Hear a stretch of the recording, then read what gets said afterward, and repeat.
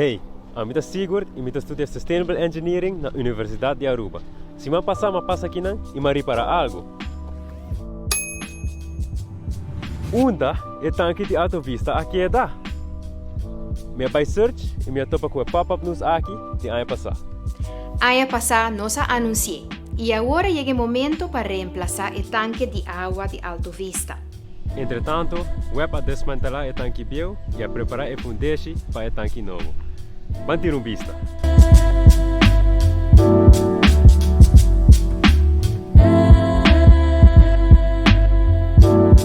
Ano passado, web a começar com a desmantelação do tanque velho que na Alto Vista.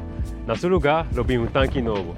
O tanque velho tem uma capacidade de 2.000 cubos. E o novo também tem uma capacidade de mais ou menos 18.000 cubos de água. Atualmente, a começar com a construção do tanque novo. Ele dura mais ou menos 12 lunas para acabar com a construção do tanque.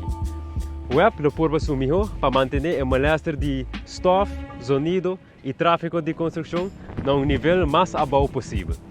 O tanque novo tem outra forma comparado com o velho. O tanque novo está mais ancho e menos alto e trata de material sustentável Glass Fuse Steel. O tanque novo forma parte do proyecto Aruba Water Distribution Network Upgrade.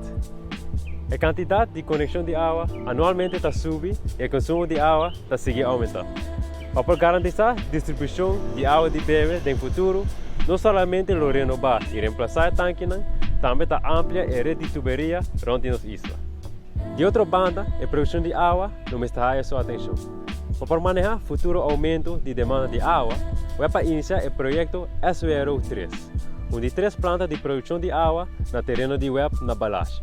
Esse está de parte do web. Pero para mim, o web finalizar a construção de tanque novo na Alto Vista. Depois, é outro tanque na lota turno. Rato, a menos que ele tire a vista, passou me ganhava.